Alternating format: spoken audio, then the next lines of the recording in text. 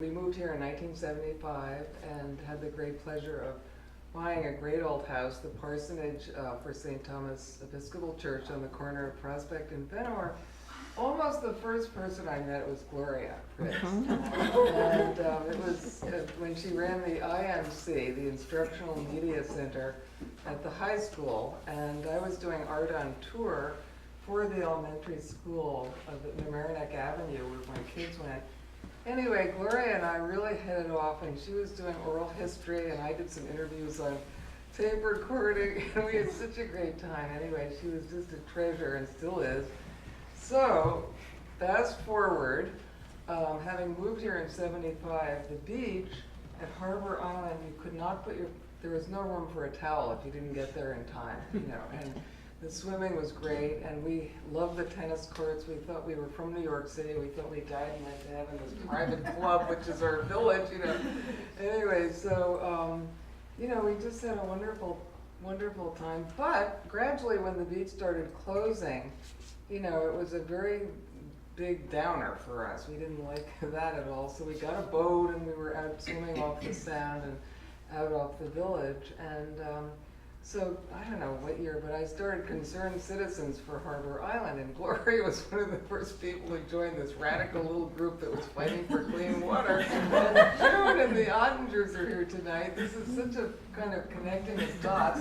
Gail, yes, we were all in our kitchen, working and trying to figure this out. What is polluting the water? So, fast forward a little further, and that's Sarah Evans.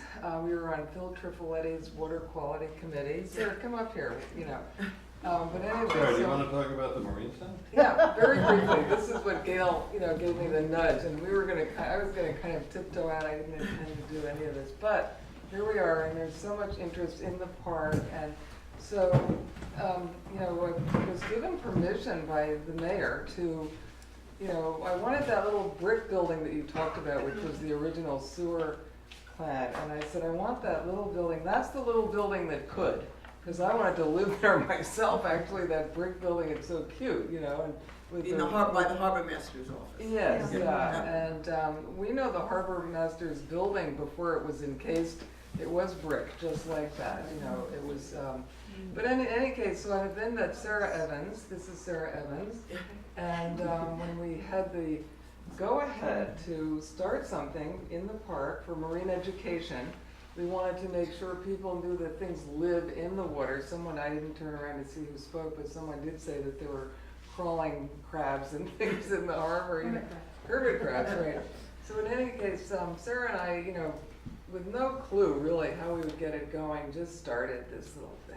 And it's on the left as you come down into the park. Some people here might know of it, but this particular summer was the giant leap into the future. There is a committee member here too. June is on the committee. Sarah, June, and I. We didn't plan this tonight because we wanted to just hear the history of the park. We're interested always. So we just got activated the committee. It's really how we ran it. My husband and Sarah and I and a few volunteers ran it for 3 consecutive summers. It was open every Saturday. We had signs up here and there, but we felt that the population is so different now, and kids don't just ride their bikes down, without parents, and the playground the Conservancy did is a major, hotbed of kids' activities and stuff. But we are determined to get this little marine center, solidified as much as we can, and really, we have these tanks that are incredible now that are, the state of the art with this water circulating. It's a little aquarium. It's a miniature Norwalk aquarium. It's not just a little, hobby. It's a really serious place where real science can take place. We want to learn more about the water quality and, how to get it cleaner and et cetera. And what else there? The mission statement I should know by heart, but it's one of the things that we did a couple of years ago, we started doing walks from the Marine Center and we went by the schoolhouse, which is why I read the book, so I could get as much information. And I was fascinated, and I was privileged to have a phone conversation with Gloria, and We'd had, tonight was the first time we've met. But anyway, with the idea of coordinating Harbor Island and the Harbor Island Conservancy people are here. It's a beautiful island and we should all know it and share our information. One of the things that John said last summer when I met him at the schoolhouse was perhaps something could be put up in the Marine Center, which has been doubled in size. And we have, this winter, we're planning to make it more spectacular beyond fish and this would be part of the exhibits, would be including the history.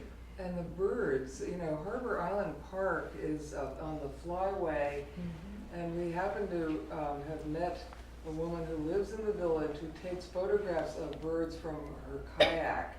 And these birds, or Audubon would just, you know, faint at the beauty of these birds. I wish we had some, but we do hang them, panels of the pictures. So this winter, we're going to, you know, keep the center going. We have a naturalist now, a marine scientist there, educator.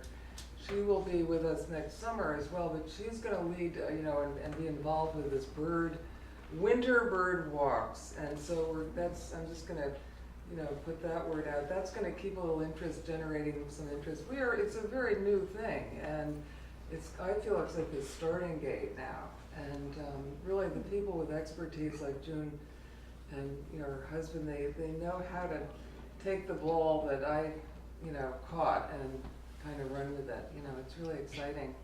And Gloria, it's great to see you, as always. You know, go ahead, June. I just wanted you to mention that even though the Marine Center did just close, some of the specimens that we had in the touch tank are going to be at the pavilion all throughout the winter. So if you want to have a chance to just drop in and look and see some of the creatures that are from Long Island Sound that are going to be on display, and we're hopefully going to be having our naturalists that we've hired do programs in the schools during the winter time, just to keep the education going until we can reopen again in April. Yeah. So look forward, I mean, at Facebook I don't have, but if you do go on, I don't use it, but if you go on Facebook, you'll see a lot of information about the Marine Education Center. And it's so touching to know that when you open the door to the schoolhouse that, people come in and see that it's open. And that happens with us.